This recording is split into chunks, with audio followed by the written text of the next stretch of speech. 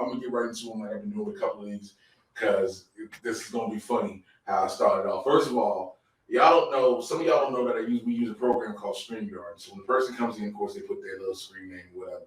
So motherfuckers always change his name. But this time, he put Bam out the bio. But all I can think about is Kendrick Perkins struggling trying to say this nigga's name.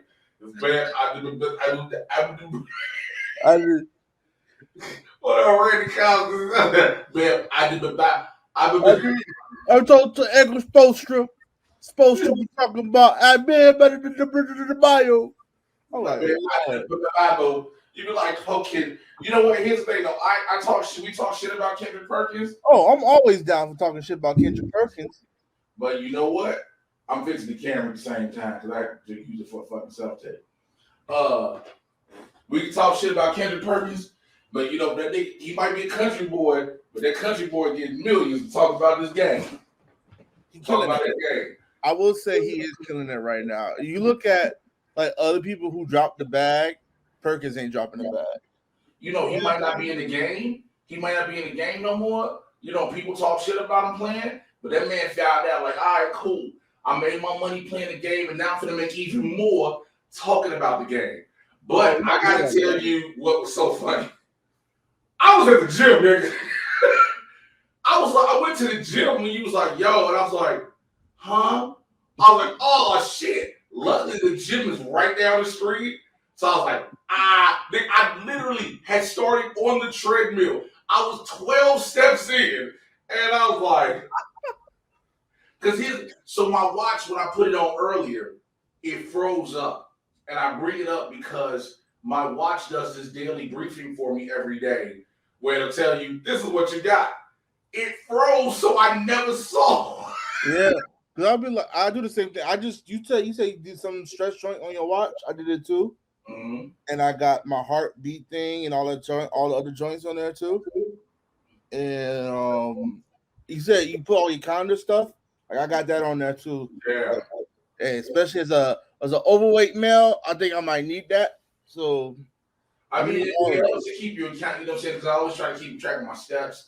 You know, I don't have an Apple Watch, so I don't have closed rings, but I want to hit my step goal because again, that's helping things out.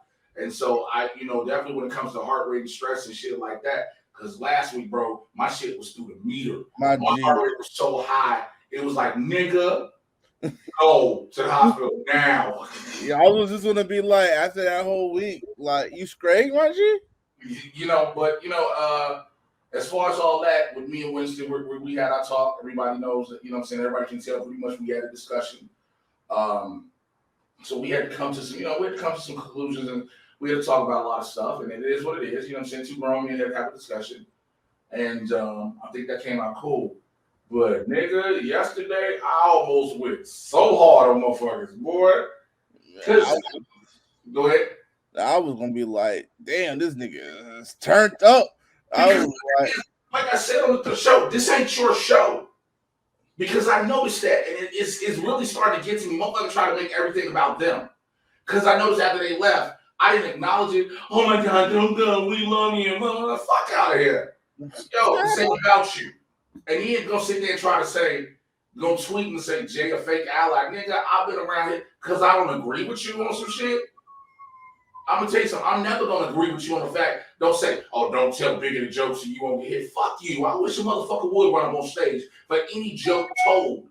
If a motherfucker is being hateful just to be hateful, and it's still, you know what I'm saying? You don't even run up on stage on them. That's another thing. That's what I'm saying. You talk to the motherfucker after the stage. You don't run up on stage on nobody, and I'm never gonna agree with no shit like that. I don't care how nobody feel. And so, hey, Will Smith, don't interrupt Jay Washington. My thing with the Will Smith, but here's the thing too, because people like, when you said something about Will Smith, I said, y'all don't get it. What I said about the Will Smith thing was, Will hit his fever pitch. He hit that breaking point, and Chris Rock was the unfortunate one. Because that nigga's been taking shit for years now, dealing with his relationship with Jada, which we kind of might feel she's what we like to call toxic. But that chick is straight toxic, bro. That's woo. Because the video, like her just trying to record him and shit. I'm like, yo, don't do that. I'm like, don't do that. But like you have all that, and so I was like, Will been dealing with all that, and this is arguably one of the most stressful moments in his career because when you win an Academy Award, it's like when you win a Grammy as a musician. You know what I'm saying? It elevates your career. And you get, you know what I'm saying? You already you put a stamp on some shit with your own productions. And so you already under a lot of pressure. But you've been taking all this shit, these jokes from people left and right. And again, he said it, in our industry, we're supposed to have thick skin, but that man is still human. So again, I understand, don't run up on Chris Rock, but Chris Rock is the unfortunate one because anybody probably would have caught it. Yeah, honestly, anybody could have got slapped. Because we've been riding when he slapped Wanda Sykes or Amy Schumer. No, he ain't slapping no woman. Hey, Chris Rock was Black Twitter. That was all I gotta say. Chris Rock was Black Twitter. Yes, that's the best fucking analogy I've ever heard. Chris Rock was all of Black Twitter, unfortunately. Yeah, and he was like you said, he knew it. Again, I stand up as far as, you know what I'm saying, let comics tell jokes. You know what I'm saying? If you gonna get your look, Chris is brought. Somebody was like they brought him on. Chris was their host. Chris wasn't the host of the Oscars. He's been there before. He was there to present an award. You know what I'm saying? You get a joke out, and you sometimes, and even with the jokes you want to say, even if you're presenting, they have to be screened. Like people don't get that. That shit got to be screened. So again, all that was standing. You know, do I feel Will was wrong for slapping the comic? Yes. Do I understand why? Yep, because that nigga hit a boiling point. Yeah. It'd be like that sometime, though. It'd be like that sometime. I don't want to do that to some people. Yeah, every human being has a point, has a boiling point where you just hit it. It's just, you may not lash out that way. You may lash out in just words. You may lash out in, you know, just type. It just is different things. Right. You know what I'm saying? But all is still like the Laugh Factory got a whole ass sign that said, "Yo, we defend comedians' right for free speech to have motherfuckers look. Don't run up on comics assaulting them." Like that Michael Richards shit. People like, well, the Laugh Factory had Michael Richards shit. Yeah, that nigga don't perform no more ever anywhere because what he said had no joke to it. It had no joke. So going back to the Dave Chappelle shit, it's like, yo, his trans jokes, I'm not talking about that right now. I'm talking about the fact you don't run up on stage on no comics. Because, again, it's been so funny. Every night that I've been out, because I've been out a lot even more, you know, trying to show face even more and more and more. I see you out here doing your LA socialite type shit, man. Nigga, listen. You see my face. Nigga, I didn't do this shit in Chicago. I gotta call you LAJ. Nigga, I'll kill you. But like I'm out, of course, I'm out at the comedy clubs, and we always talking about this different shit because you know, there's always somebody like, man, people gonna think they're going. I say, yo, because I tell them about the shit I talk about on Blurs, and I'm like, I wish a motherfucker run up on me on stage, and everybody says the same thing. And this is the first thing they do. They go, "Who finna run up on you?" That's literally everybody. A crazy person. I said, but look, you know, again, you never know. And I like to consider myself a light post of a street intersection. And that intersection is Fuck Around Boulevard and Find Out Avenue. Like, I like to consider myself. But enough of that, man. How's everything with you, bro? Oh man, we good, man. I talk about the fact you're a whore. How am I a whore? Nigga, the shit you text me and just be randomly hit me with. Bro, that shit last night. The shit you randomly. Yeah, see that. I want y'all to understand the level of shame that came up with this nigga real quick when I had to call him out. You know, shit you text me. Hey, it be like that sometimes, dog. You gotta understand. Your boy loves the vagina. Well, what can I say? I mean, listen, I can't be mad. Look, first of all, you in Miami, you know what I'm saying? So already there's a plethora of bad women out there that naturally exist, that in the natural ecosystem of Miami. And You're 2 weeks away from when other bad chicks about to flock to the city because Memorial Day. Memorial weekend too. Lord, oh shit! You know what I'm About saying? that shit. I've never, so there's things in life. I'm in my 40s now, and granted, I don't look it because God is good. Hey, that's some good shit. I be asking girls about how old I look. They be like 25. I'm like, hell yeah, that's fine. But I'm like 36. Like I get 33 actually. Yeah, I'll get that. I'll get the mid 30s age. Somebody, yeah, you about mid 30s, probably. Because if I gotta ask you, then you'll automatically go, yeah, you probably ready for it. But if I was like, if I said take a guess, but if somebody say, yo, you about 30 something, right? Yes, I am. Yes, ma'am, I am. But I say that to say I haven't again. When Winston went to Coachella, I told the nigga, I was like, I'm jealous. I was like, nigga, I've never been to Coachella. I want to go. People like I just want. There's certain things I want to go to experience Right. because I've seen, nigga, I've lived in Chicago. I've worked downtown when Lala is going on. I don't want, no. I'm cool with the people from Lala coming to comedy shows, after party shit like that. The being at Lala, and even Coachella applies to this. Yeah. To me, there's nothing appealing about being trapped in a sea of motherfuckers. Oh, I hate crowds. I avoid them shits like the plague now, especially with COVID. Bro, I had a condition called too many niggas. Especially in like a black area. Like we got a strip club down here called The Office. Like it's like the thing where niggas get shot there all the time. So like you just don't want to be there. Why does anybody go to something like that? It's the hood, dog. Hood niggas love hood shit and make hood babies and have ratchet babies. It be like that sometimes. I mean, I get it. Yeah, it is. It's just I don't, cause like I used to party heavy in the nightclub scene when I was younger, and don't get me wrong, I still felt the same way. Like I'll be on the dance floor. I'm the type of dude be on the dance floor for a minute. I dance with the chick, we good, but then all of a sudden there's too many people around me.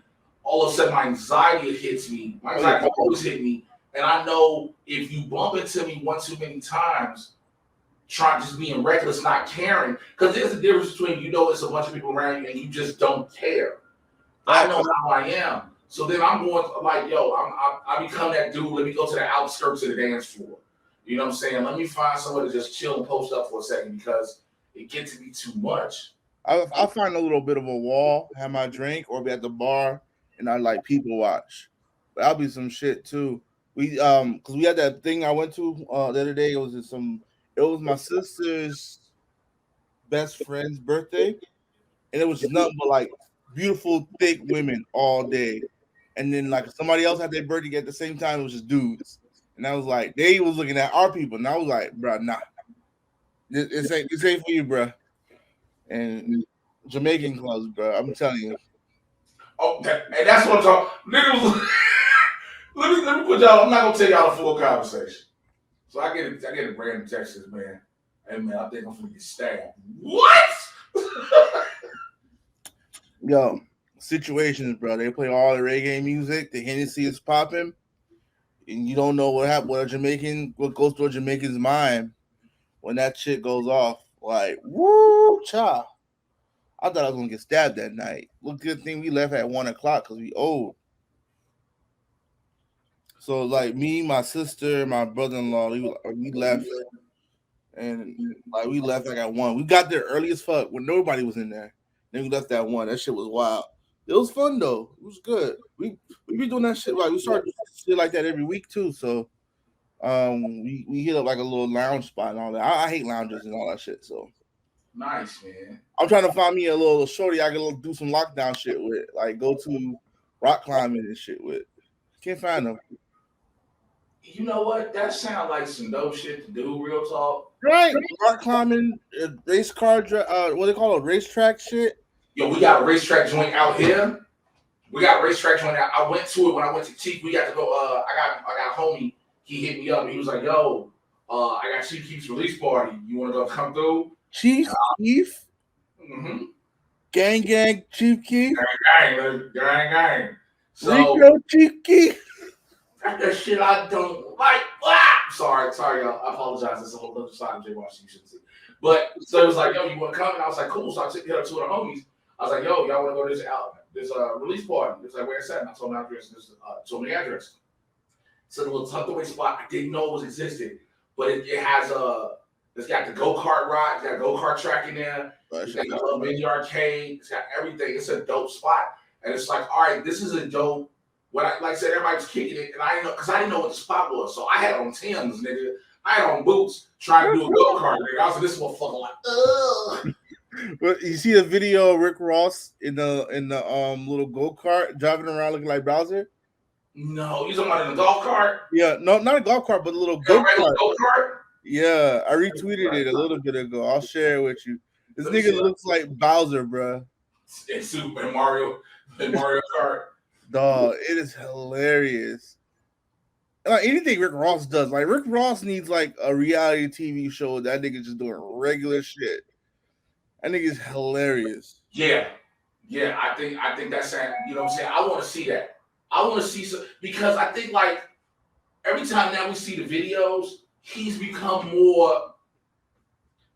He's now what DJ Khaled started out being before this nigga became annoyingly inspirational. Like DJ Khaled. Yo, they don't want you to have this. They don't want you. They don't want us to win. Who the fuck is us? You. The nigga be like, DJ Khaled say shit, bro, and make again, you're a Miami nigga. DJ Khaled say shit, you like, nigga, this don't apply to you no more. Bruh, he's wealthy. He's doing wealthy people shit, like getting lost in the fucking canals and shit. We'll be talking about stuff. They don't want us to be in the canals. Nigga, who is us? Oh, I think I'm still out here eating McDonald's and shit, bro. What are you talking about? They on the regular river. I just sent it to you, but that shit is hilarious. Come on, fam. Nigga, that's how I look. Swear to God, that's how I look at that motherfucker with some jeans. I look just like.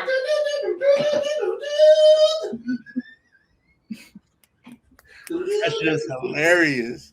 Like Ross will be perfect for that shit.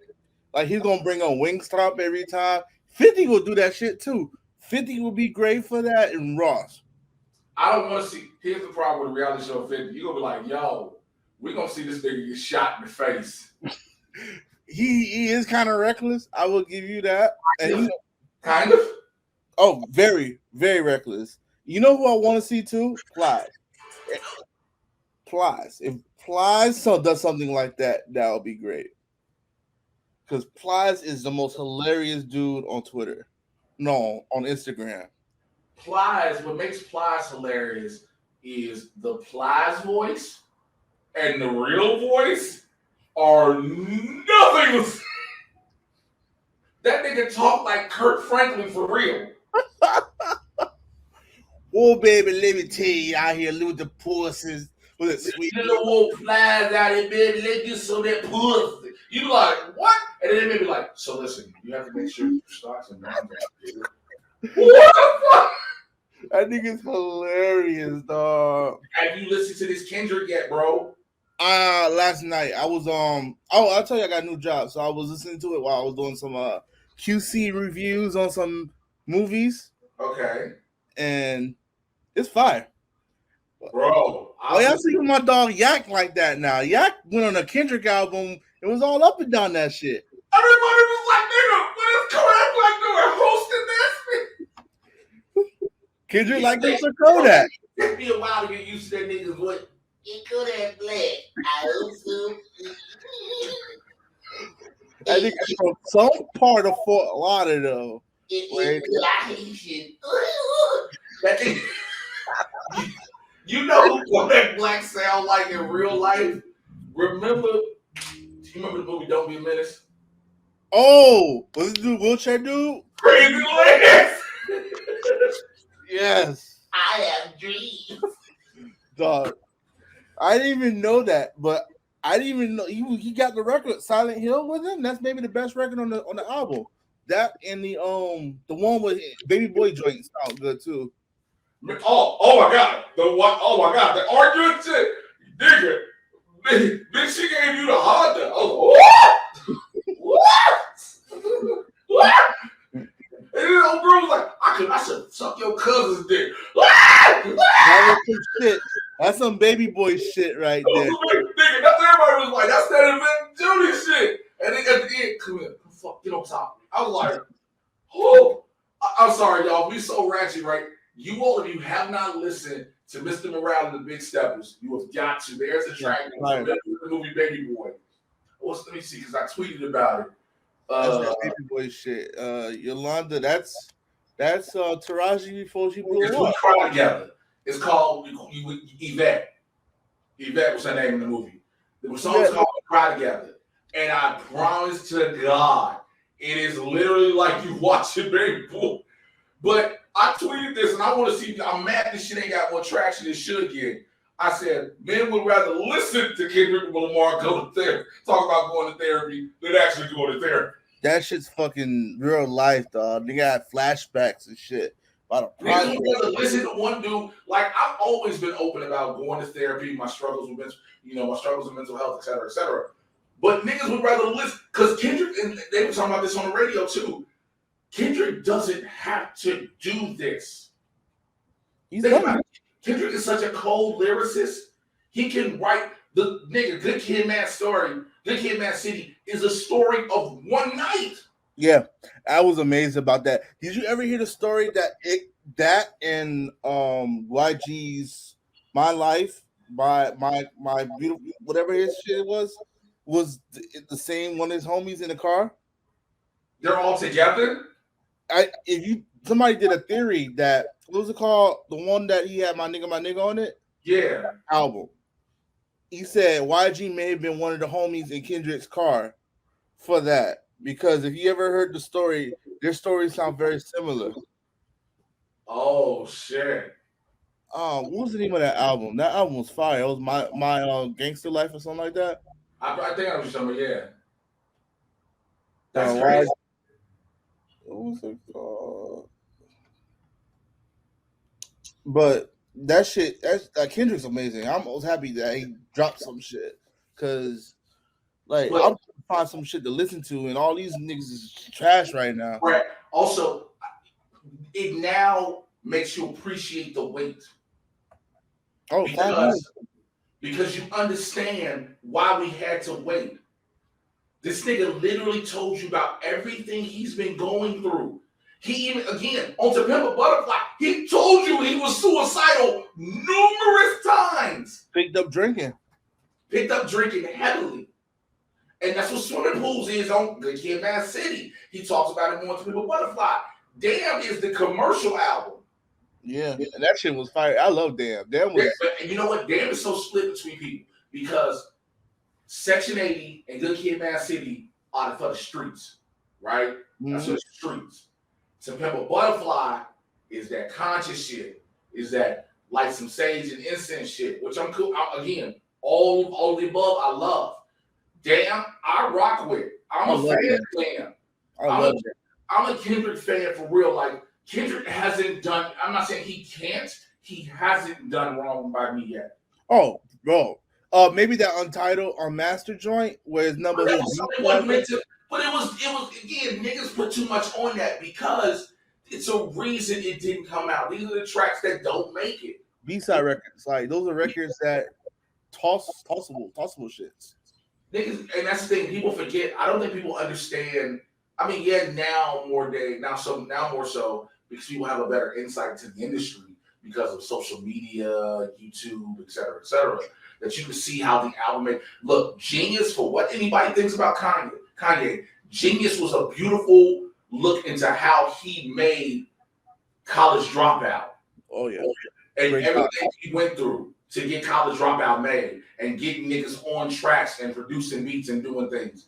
But with Kendrick, when he did Untitled Unmastered, it was just like, these are the songs you'd hear somebody say, yo, I've been in the studio 6 weeks for one album. Literally. That means I got about 20, 30 tracks. And that's one thing I don't like. I don't like when some of these artists do. Chris Brown has been doing that a lot. everything that nigga records, put it on the album. Bro, stop. Ain't nobody trying to listen to a Chris Brown album from 8 hours. 5 records on one album, like a triple disc. And a lot of those songs are like kind of formulaic. It's like hook, verse, bridge, verse in the song. And it's like, it's not really creative anymore. It's literally whatever I record, it's that I spit out that word vomit. Whatever I do, when you, instead of cleaning it up and throwing it away, when you clean it, we're gonna put it in this jar.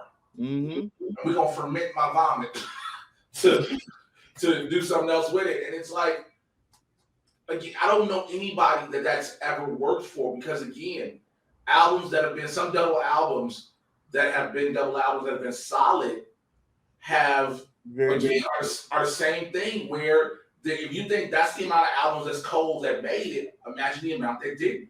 I personally don't feel that Life After Death should have been a double album. Yeah, I love Life After Death, but I think the first album, A Ready to Die, was amazing, and Life After Death was like right below, but still good. It was down record. It was good, but it wasn't like, again, and I won't put Ready to Die on that high pedestal because of the reason. Some people will. Some people put Ready to Die on that pedestal because he died, and they're like, yo, because they try to compare it to All Eyes on Me consistently. Let that album stand on itself. Ready to Die is amazing, man. Ready to Die is one of the best intro albums ever from like the 90s. You got to break that shit down like the decades. That's the 90s. Who came out with an album that hard in the 90s? Just out the gate. Him and Nas were maybe the only two artists. I don't know if Nas hit for the hip hop heads. Like Nas hit for the streets and the hip hop heads. Biggie hit up. Biggie's dropped, and it was for the streets, but it hit everybody. You know what I'm saying? Yeah. Like Ready to Die was for the streets, but everybody fucked with it. So it was so good, man. I mean, I was too young for that, but like when I listened to it, when I got older to understand it, I was like, yo, this shit's fucking amazing. Like I did that joint on I did a reel on Instagram, on IG and TikTok, and I was talking about somebody posted up a tweet about double albums that could have been one album. And I said a couple, I was like, yo, Speaker Box and The Love Below. And niggas get mad. They be like, what you mean? I was like, yo, Speaker Box did not need to be a whole album by itself. Big Boy don't have that many tracks solo by himself. The Love Below, I have no problem with it. 5 records off of Speaker Box, and then the rest on The Love Below. Like I said, I don't have a problem with The Love Below. The Love Below for me is okay. It's the minimal albums on Speaker Box that I'm like, yeah, if this was supposed to be what y'all thought it was going to be, it only benefited Andre more. Because people already said that they already had felt going into that Andre was the stronger lyric. You know, Big Boy had some street verses, but Andre was the lyricist, the wordsmith, right? He was a better storyteller. Solidified. I'm sorry, go ahead. He was the better storyteller. Andre was a better storyteller, especially like on Sporty the Dopalicious. Like his story was fire, but people always sleep on Big Boy. Like Big Boy was, like you said, was for the streets, man. Like that nigga's tight, bro. But that's what I'm saying. I'm not taking away from Big Boy. I don't want anybody ever watching this and thinking, oh, Jay did some Big Boy, blah, blah, blah, blah, because I'm not. I'm not by any means. It's just that when I listen to Big Boy, I know what this street shit is. But Andre 3000 can say some shit, and I'll be like, oh my God, nigga, his verse on Life of the Party? Yeah. When Kanye dropped that, and this nigga, Life of the Party already had people. Andre's verse had niggas crying listening to it. And then he sung it like at his perspective for Donda or something like that. Did Donda, you see my mama, like, yo. Yeah, that was one of the best. That was one of the best verses of the year last year. Like I haven't heard like him rap. Like we're not gonna get that much, so we gotta treasure what Andre raps. Also, the best verse of the year, we only got that because the nigga thought he was being slick, and by that nigga I mean Drake. Drake thought he was being slick and like, yeah, I'm about to drop something y'all ain't heard. This the verse from Andre 3000 supposed to be on Donda, and niggas was like, so what did you think was going? Because people, it was on his Sirius station. He's gonna be playing his shit. I'm gonna drop this verse, this Donda verse. Mm-hmm. Now everybody like, can you keep playing that and just play that, nigga? And that shit was hard. And Kanye was like, well, we're gonna have to put on the firmware 2.0 version of it. And I'm happy he did that too. Hey, I want to say, talk about formulaic. I know you did the Doctor Strange review, and I want to go ahead and clap it up for you for being absolutely correct for years about who the villain of that movie was going to be. So you are absolutely correct on that. You sorry. And I agree with you on your review. I think some of these films are starting to get very formulaic for Marvel, and I'm happy that Mr. Raimi did it, and that we got to see a different Marvel type of film, if you know what I mean, like horror, not like the usual film that we see from Marvel, painted in black, library like laboratory type shit. So I'm happy about that, and Doctor Strange was pretty. I liked it a lot, but it wasn't. It's not my favorite, but I liked it a lot. Yeah, it's not. Here's the thing, and this is the thing too. I don't understand why some people are like this now. That every movie that has to come out for Marvel has to have the potential to become your favorite, because Marvel isn't making the movies so when they come out, each one has the potential to be your favorite because they're telling a story. They're telling an extended ass story. Right? It's a giant. Yeah, this is a giant TV show we're watching in theaters. It's a giant TV show, right? And so, some people are like, well, I didn't like this movie, I didn't like that movie. I'm like, yeah, that's fair. You don't have to like them like that. But you do realize at the end of the day, they are all bits of the puzzle. Because I cannot stand Thor: The Dark World. It is a plot device movie. But then again, guess what? All of those films are plot devices until you get to the culmination movies. Yeah, sure. All 20-something films are plot devices until you fucking get minus. They're all plot devices minus probably Black Panther, literally. Right. Because Black Panther, Black Panther felt like his own film. That's why I said that. And I know some people are like, of course you said Black Panther. I'm like, yo, watch Black Panther again. And aside from the beginning, when he's on the ship, on the royal ship, the royal talent, and they show the shit that happened in Civil War, minus that, and the post-credit scene giving Bucky the arm, that is its own standalone movie. There is nothing mentioned about any other part of the Marvel Cinematic Universe. Facts. Just like Moon Knight. Moon Knight stands on its own. Right. So, but again, and even still, it's still part of the bigger picture because you need to understand what vibranium is. You need to understand Wakanda, because in Infinity War, and Endgame, and more so Infinity War, the battle is there. Yeah. The battle is in Wakanda. So you need to understand that. So you need to understand all these tribesmen, all these badass women warriors. So you got to understand that. But everybody's like, yo, I don't like this. It's all plot devices leading to Infinity War and Endgame. Right. You're introducing the characters. You're introducing the settings. That's true. That's the plot device. That's the plot device for Black Panther. It introduces the setting for the final battle per se. Yeah, I saw that video where they had is like, watch Captain America chase down to T'Challa, and he had the niggas running, like T'Challa running up, and the Captain America's running out of nowhere. And he was like, oh no! That's my shit though. That was my shit. I love Moon Knight too. Moon Knight was fire. I like Moon Knight because, again, this is for me. I got to do a full review on it because everybody's like, when you gonna do a review? I was like, I've been busy. I haven't had a chance to just. It's hard. Like, I love doing these, but again, I have to really this month was really tedious to schedule out because I had to all right, I got to do this. I'm out these days. I'm traveling these days. I won't be able to do it. Moon Knight was so dope for me because, again, it's different.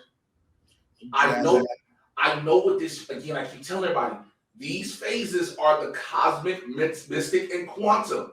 So all Moon Knight is about is introducing Moon Knight and the gods. Mm-hmm. And the gods. That's why I keep telling everybody I talk to, like I was at comedy school, I was talking to comics and they were like, I don't know. I said, yo, you gotta remember these Disney Plus shows are setting up the bigger picture. I said, when you watch WandaVision, what did WandaVision tell you to watch every time after every episode? What did it suggest for you to watch? Avengers Age of Ultron. There's a reason for that. What does Moon Knight suggest you to watch every time you watch it? The Eternals. Again, it's telling you this is all about the gods. This is all about the gods, the Celestials, all of them. You're low key setting up this bigger story. You don't introduce your heroes, but now you got more points. Here's this, here's that. Ant-Man and the Wasp: Quantumania. Kang plays a big picture, but also two other things play a big picture: the quantum realm and time. Right. Mm-hmm. The big thing about that. Which again, I still believe in my heart, as everybody knows now, Krasinski is Reed Richards. I know he's Reed, and again, people only started calling that after people predicted that for a long time. And I will literally say, me, John Schnepp, and only a couple of others were calling Krasinski and Blunt for the longest, for years. Yeah, I remember that. You were talking about it on Matt Titan for a long time. So we was calling Krasinski and Blunt for years. Do you think they're gonna do it for the fantasy Fantastic Four movie that's coming out in a couple years? Yeah. You think so? Who, Krasinski and Blunt? Here's what I'm saying. I'm more than likely Krasinski's Reed Richards, right? More than likely he is. I need young Fantastic Four, man. This is what I said in my review. I hope to God. I always feel like this.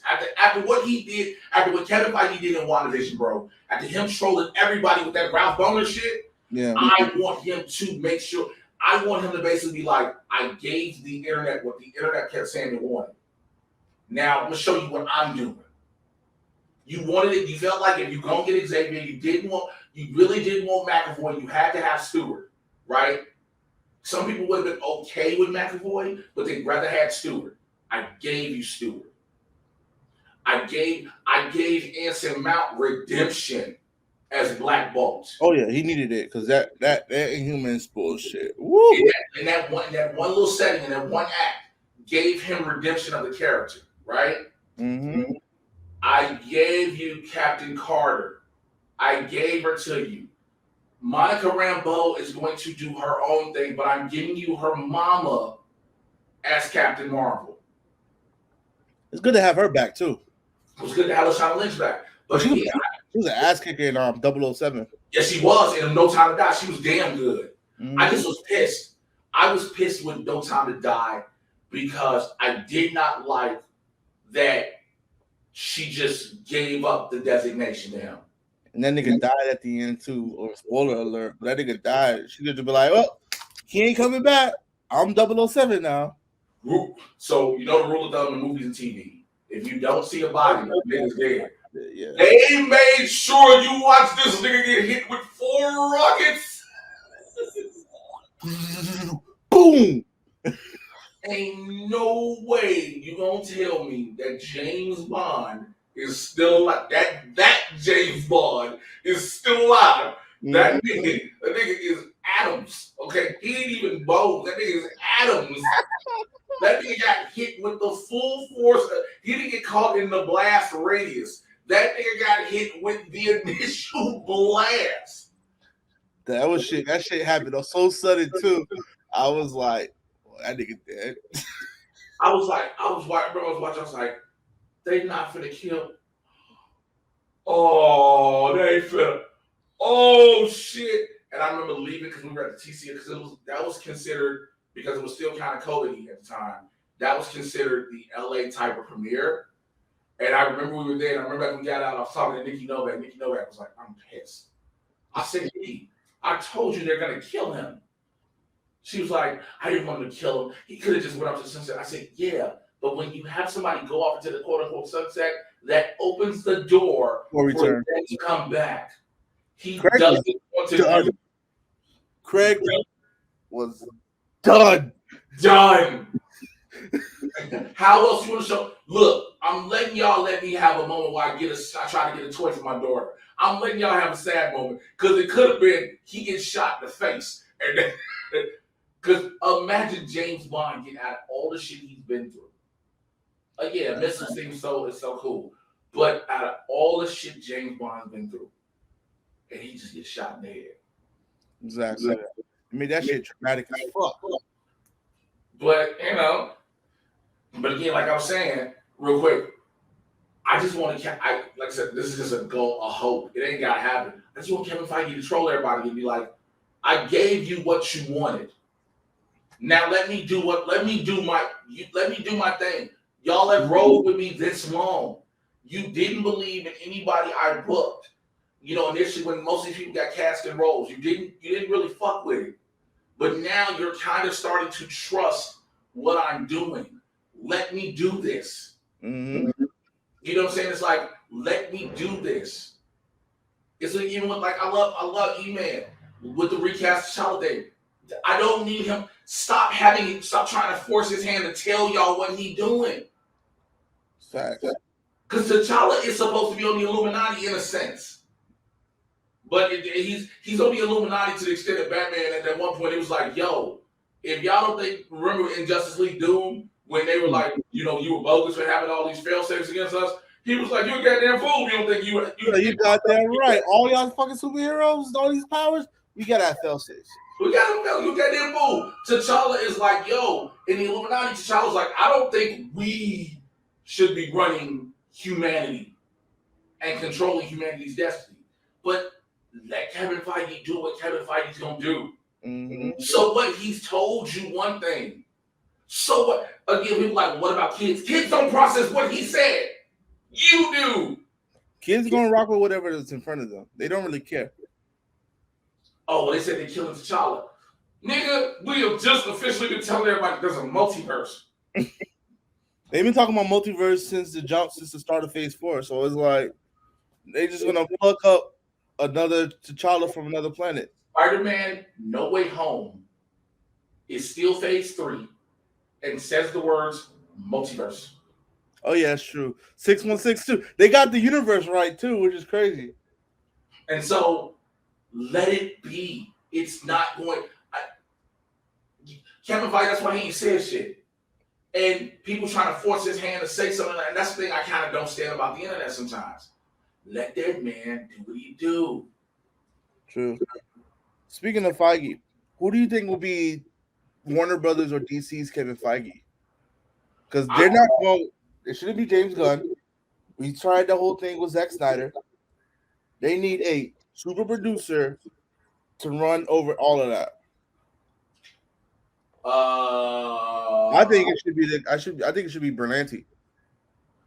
Yeah, but I would give it to Greg because Greg. Here's the problem. Greg knows what to. Greg has shown you.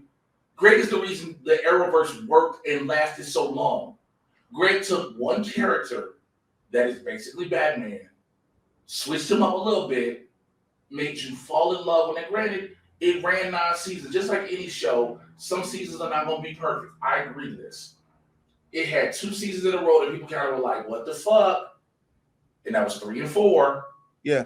Then 5 flipped everything around. Here comes 6, 7. We out of here in 8. Yeah.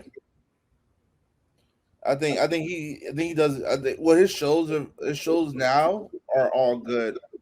Like Titans. I mean, even though it depends on how your taste is. Titans, I think is good. Doom Patrol is great.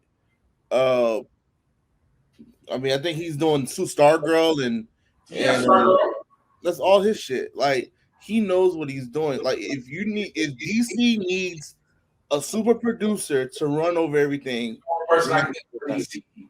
But here's the problem. He's the only person I can think of for DC, but here's the bigger problem. The bigger problem is DC and Warner Brothers has to get out of DC and Warner Brothers' way. That's exactly true. Because I understand, for me, I never thought Zack Snyder should be the dude to do it because Zack Snyder wanted shit to be way too dark. And I understand DC is darker, but also I need to get somebody who understands and respects the characters. Zack Snyder's openly said he doesn't respect Superman. So he only did Superman to get the Batman. That's a conversation that we hash. But it's like, give me somebody who knows, look, if we're going to build, let's sneak and build. Don't, because that was the problem. Stop telling everybody we're going to do this. Because Marvel did it, and now you feel like you got to play catch up to them.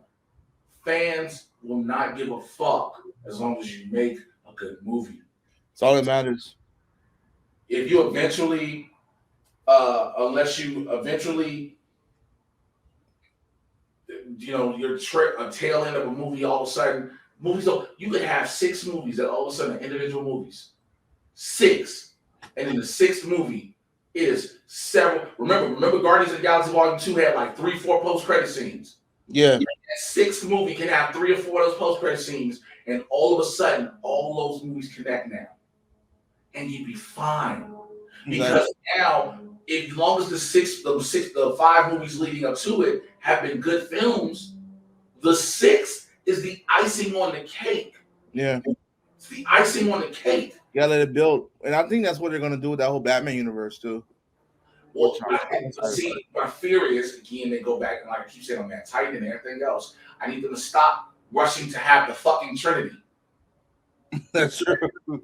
And they're trying to offset it by saying it's not Wonder Woman in the Trinity, it's Flash, but it's still relying on Supergirl and Batman. Come on, y'all got so many other characters that those two in particular don't need to be involved out the gate. We know they'll come around. We know they exist. But that's the beauty of how Marvel has made movies where you don't have to have this shit. But listen, I got to get ready to get out there because I got a lunch meeting as well, which I just got reminded of again. I got to go to the DMV, but honestly, I might do that Monday because I really don't want to go. Stop being lazy. Tell people how they can find you, what you got going on. RJC Lifestyle, Twitter, Instagram. I'm everywhere. I might be QCing your favorite movie. You never know. I'll be out here. Down these streets. TikTok, Instagram, Twitter, Mr. J. Washington. Find me, please. Follow me. Help me grow all that good shit. Blair to the Hood Live, June 18th. Y'all know what it is. If you want us to be real and raw and just, having fun like we do, come through. I'll holler at y'all later. Take care. I'm out. Bye.